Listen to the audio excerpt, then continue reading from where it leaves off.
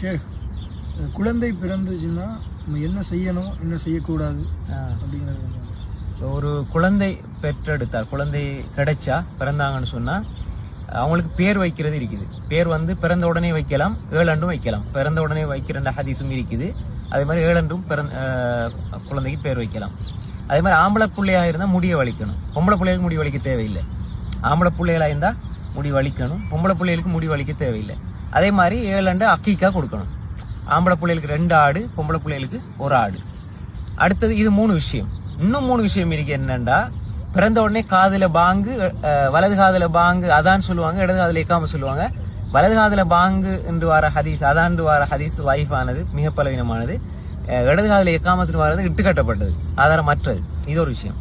2வது வந்து அந்த பிறந்த குழந்தைக்கு வந்து வாயால ஈச்சம்பழத்தை சப்பி வாயில வைப்பாங்க. அது வந்து ரசூலுல்லாஹி ஸல்லல்லாஹு அலைஹி வஸல்லம் அவங்களோட சம்மந்தப்பட்டது. தஹ்னீக், இனிப்பை கொண்டு வாயில சப்பி கொண்டு வைக்கிறது. ஏன்னா ரசூல்லாவோட எச்சியில பரக்கத்து இருந்தது. இப்போ உள்ளவங்களோட எச்சியெல்லாம் கொண்டு வச்சா எப்படி இருக்கும்? அது ரசூல்லாவோட சம்மந்தப்பட்டது. எனவே அது நம்ம செய்ய வேண்டிய அவசியம் கிடையாது. 3வது ஒரு விஷயம் இருக்கு. என்னன்னா, அந்த முடிய வலிச்சு அதுக்கு தங்கம் வெள்ளி சதக்கா செய்வாங்கன்னு வருது.